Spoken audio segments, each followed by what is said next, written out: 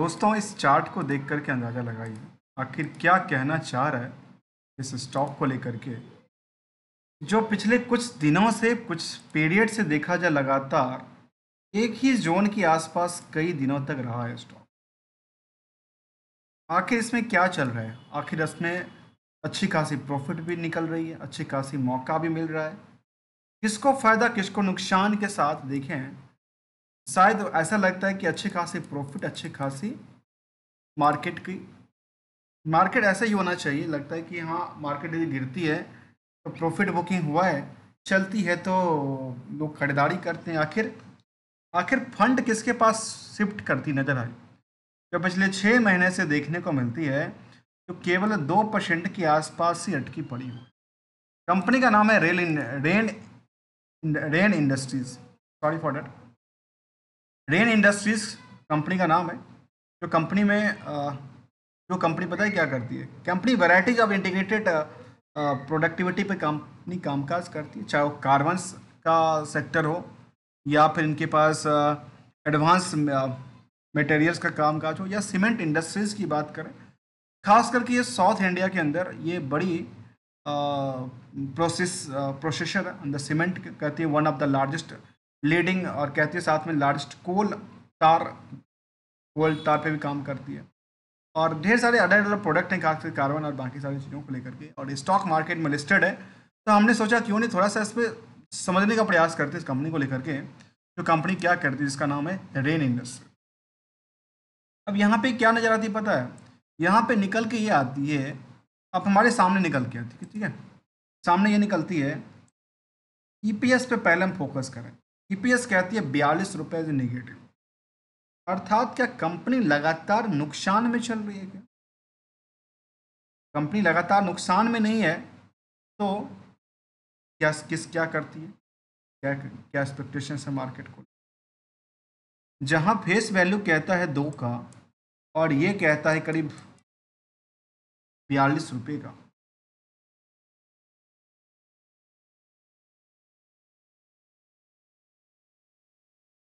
Underground market होने की वजह से यहाँ पे जितनी भीड़ है निवेशकों को लेकर के, उनका कोई अंदाज़ा नहीं है, काउंटिंग्स नहीं किया गया, भीड़ के ऊपर भीड़ है, जिसकी वजह से करंट प्राइस कहता है 172। फिलहाल ये करंट प्राइस बुक वैल्यू से क्या कहता है? अंडर वैल्यूड है।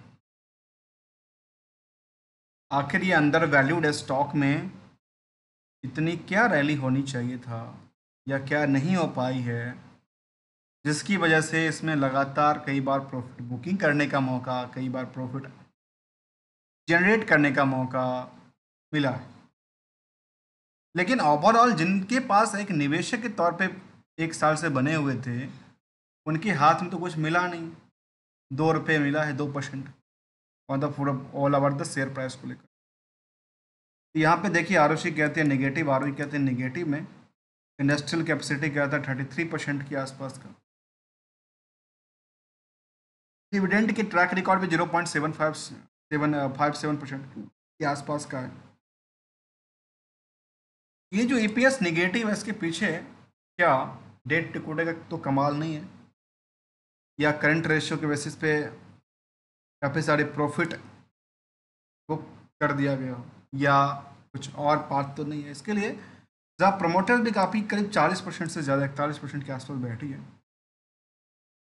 जहाँ हायर टू हायर की बात करें तो 220 रुपये तक हायर गया था, लोअर 120 तक गया था। फिलहाल ये स्टॉक 172 के आसपास ट्रेड करती नजर आती है। क्या आने वाले समय में ये स्टॉक 250-300 जा सकता है या नहीं?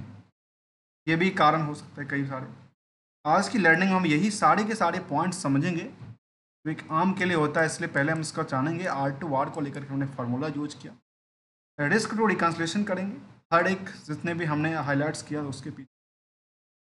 तो कंपनी कहती है रेन इंडस्ट्रीज, कहती है leading vertically integrated producer of the carbon, cement and advance material product. Headquarter इनका इंडिया में, headquarter in India, rain has manufacturing the facility in the 8 countries across the मतलब ये समझा है जो करीब 8 कंट्री में इनका कामकाज है और इंडिया में इनका कामकाज हेड ऑफिस उन्होंने बना के रखा। आइए इसको जानते हैं कंपनी को समझने के लिए क्या कहती है। और इसमें पीयर्स में देखा है तो कहती है राइट्स रिदन इंडियाज हैं, CMS हैं। अब इससे और इससे दोनों में क्या सेक्टर वाइज को लेकर के, मिसलेनियस को लेकर के, क्या ये सारे के सारे मिसलेनियस काम करते हैं? यदि है तो ये अंडरग्राउंड्स में भीड़ कितनी ज़्यादा थी, जो कि इन सबके भीड़ से कई गुना ज़्यादा है, लेकिन वो एवरेज में निकल के नहीं आता है। इसकी तरफ देखें अब रिजल्ट की तरफ, तो ये कुछ आंकड़ा देगा और आंकड़ा इस बात का देगा जो क्या ये प्रॉफिटेबिलिटी साइड करती है काम या नहीं करती। भले ही काम सीमेंट बेचने का करे या कार्बन का, मेन मुद्दा कहाँ आती है, कंपनी कितनी सेल्स कर रही है, कितनी प्रॉफिट कमा रही है। यहाँ पे देखें तो सेल्स को लेकर के लगातार बढ़ी है। कहती है जो हाँ जून से जून में क्या कहते हैं गिरा था, मार्च से मार्च में, मार्च से जून में जंप किया था। ऑपरेटिंग 14% की बजाय 9% रह गई। जो नेट प्रॉफिट था 207 करोड़ के बदला निगेटिव में 45 करोड़ का रह गया। अब आखिर हुआ क्या? क्या खर्चा कम नहीं किया? जो ऑपरेटिंग में 9% रहा, कि पिछले पीरियड में 9% था। अदर सोर्स, अदर इनकम भी इनके पास करीब 60 करोड़ के आसपास आती है, उसका भी यदि लेखा जोखा देखा जाए तो आखिर नुकसान कहाँ पे है? नुकसान यहाँ पे बुक किया गया है केवल और केवल डिप्रिसिएशन पार्ट्स। डिप्रिसिएशन इनके पास अच्छी खासी 186, 195, 195 के आसपास, इसलिए यहाँ पे ऑलमोस्टली क्या दिखती है। हाँ, परसेंटेज की तरफ हम आकलन करके देखें तो वो ये कहता है जो रिवेन्यू सोर्स करीब 11% की गिरावट, ऑपरेटिंग एक्सपेंसेस करीब 10% बढ़ती हुई। बाकी सारी चीज़ों में देखा जाए तो नेट इनकम से लेकर के और EBITDA तक में 147% से लेकर के और 45% तक की गिरावट दर्ज करती है। इनके लिए क्या था, पिछले साल के सेम क्वार्टर से हमने कंपेयर कर दिया। यदि इसको ईयर ऑन ईयर बेसिस पे देखें तो ये कहता है जो सेल्स लगातार क्या हुई है, बढ़ी है, कहती नहीं। ट्रेंडिंग इसका जो है वो ट्रेंडिंग तो था यहाँ तक, लेकिन ट्रेंडिंग में करीब करीब 15% के आसपास की गिरावट हो जाती, और यहाँ तो ज़्यादा गिरावट हो गई। ऑपरेटिंग 5% बच जाती है और प्रॉफिट जहाँ हो रही थी लगातार कंपनी के पास, वो कंपनी प्रॉफिट के बजाय क्या हो गया, नुकसान में देखने को मिलता है 700 करोड़। नुकसान के पीछे मेन वजह क्या है कि अदर इनकम है, इंटरेस्ट का बर्डन। कहते हैं इंटरेस्ट का बर्डन तो उन्होंने 300 करोड़ के आसपास की बढ़ाया था लास्ट क्वार्टर, लास्ट ईयर में।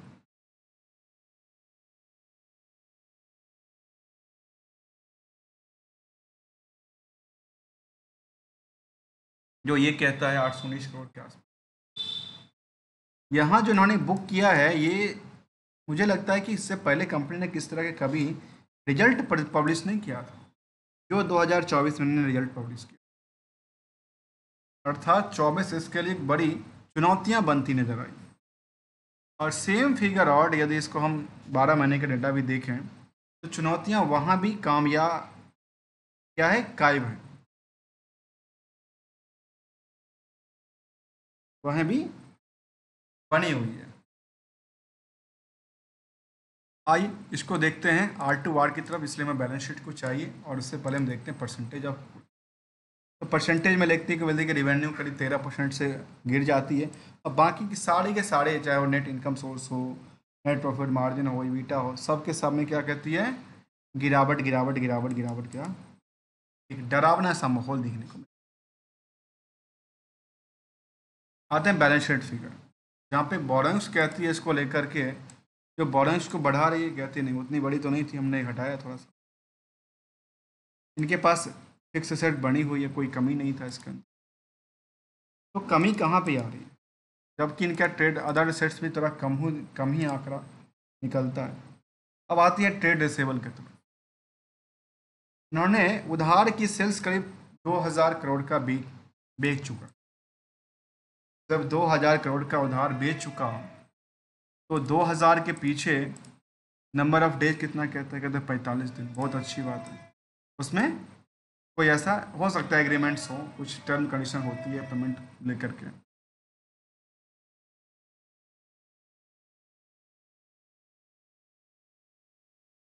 लेकिन सवाल है 2000 करोड़ का देखें तो पूरे के पूरे इनके पास 800 करोड़ के तो नुकसान चल रहा है। ऊपर से 2000 करोड़ और भी मार्केट में फंसे हुए हैं। मतलब जितना उन्होंने प्रॉफिट लॉस बुक किया है, उस लॉस के पीछे भी तो सेल्स पड़ी हुई है। और इसके सिचुएशन में यदि 5-10% का बैड डेट्स कन्वर्ट होते तो इनके लिए बहुत चिंता हो जाए, क्योंकि जो सेल्स वाला पार्ट था वो भी एक निगेटिव पार्ट था। और यदि ऑपरेटिंग प्रॉफिट से भी आंकलन करके देखें तो इससे भी करीब 100% से ज़्यादा इनकी मार्केट में लगी पड़ी, फटी पड़ी कह सकते हैं, लगी पड़ी है। इसको सेगमेंट वाइज देखेंगे आखिर किस सेगमेंट से कितना अर्निंग करके कंपनी लाती है। लेकिन बैलेंस शीट फिगर ये कहते हैं इसको लेकर के, तो 34% की कैश और शॉर्ट टर्म इन्वेस्टमेंट में जंप। और रेस्ट में कहती है कि इनका असेट्स से लेकर के लाइबिलिटीज़ में गिरावट है। नियर अबाउट द सेम था, एक में करीब 10% के आसपास और एक में कह सकते हैं 8.5% के आसपास।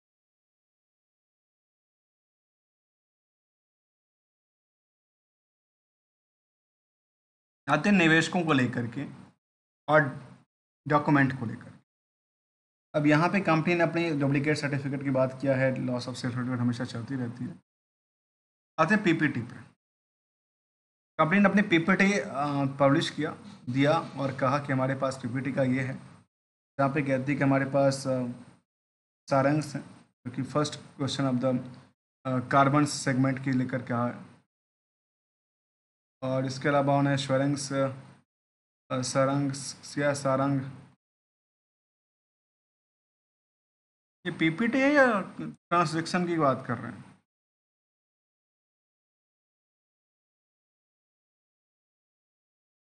पता नहीं क्या है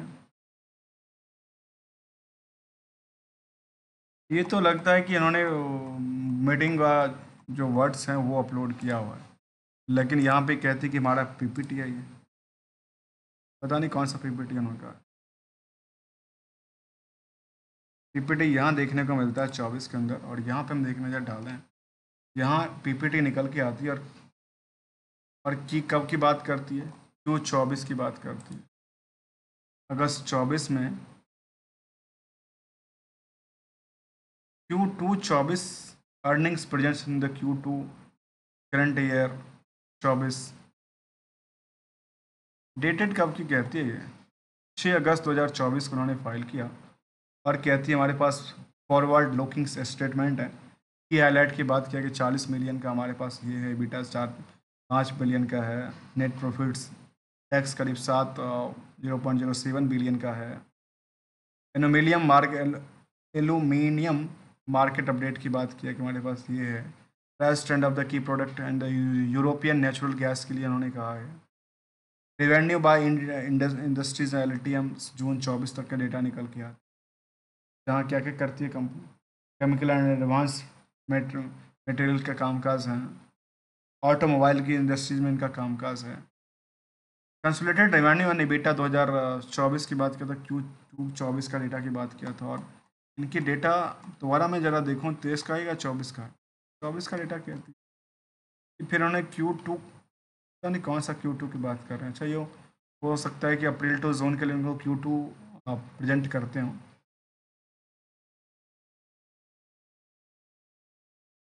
ये कुछ डेटा था इनको लेकर के, जहाँ पे इन्होंने summary of consolidated statement of profit की बात किया।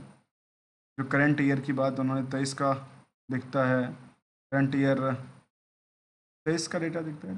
Q1 24 का डेटा, Q2 24 का डेटा हम देखने से कोई फ़ायदा हमें नहीं मिलता। इनकी जो सीमेंट इंडस्ट्री है उसका नाम है प्रिया इंडस्ट्रीज, प्रिया सीमेंट। इन्वेस्टर क्या सोचती है? इन्वेस्टर की बात देखें तो 41% के आसपास प्रमोटर्स, रेस्ट में देखा तो 8%, 2%, 47% के आसपास पब्लिक है। और टोटल यदि भीड़ देखा जाए इस कंपनी में निवेशकों को तो 2.5 लाख के आसपास की भीड़ है जून तक का डेटा में, जिसकी वजह पे यहाँ पे जो फिलहाल जो इसका मूविंग एवरेज की तरफ देखें, इसी प्राइस जोन के आसपास से लगातार ट्रेड करती हुई नज़र आ रही है। लगातार एक ही प्राइस जोन के आसपास ट्रेड करती नजर आ रही है। आइए इसको देखते हैं एनालिसिस पार्ट में, जहाँ पे कहती है कि फिलहाल ये बुक वैल्यू से काफ़ी कम है, लो इंटरेस्ट कवरेज रेस की बात करती है, और अदर इनकम भी करीब 234 करोड़ का अर्निंग की बात इन्होंने कहा।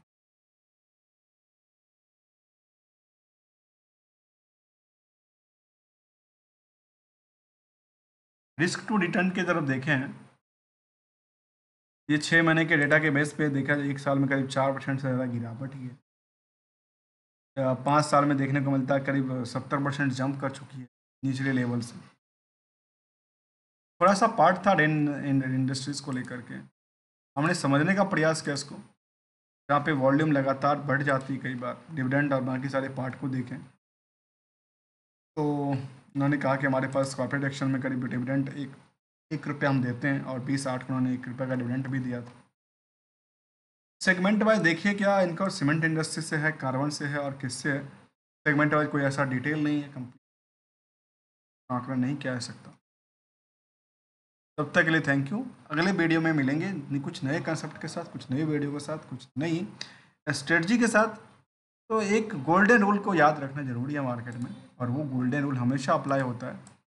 गोल्डन रूल ये है मार्केट की, जो हमारी समझ की है, मैं दूसरी की बात नहीं कर रहा हूँ, उसमें निकल के आती है जो टारगेट, बट हमारी टारगेट क्या है किसी स्टॉक को लेकर। हाँ, जब भी एंट्री करना है तो एंट्री करने के टाइम पे तो हमेशा दिखाया था कि भाई सस्ते रेट में कोई स्टॉक मिले तो अच्छी बात है। फिलहाल तो ये कहते हैं अंडर वैल्यूड था, उसके अलावा भी कुछ और सस्ता मिले तो और अच्छी बात है। तो टारगेट देखना चाहिए, टारगेट के साथ टर्म देखिए, टर्म के साथ ग्रोथ देखिए, उन दोनों का आपस में फाइंड कर दीजिए। और एस एल को दिमाग में हमेशा रखना चाहिए, जो आपकी रिस्क के बेसिस पे आप यदि 10% रिस्क लेते हैं तो आप कितने के रिटर्न की एक्सपेक्टेशन लेते हैं, वो भी देखना चाहिए।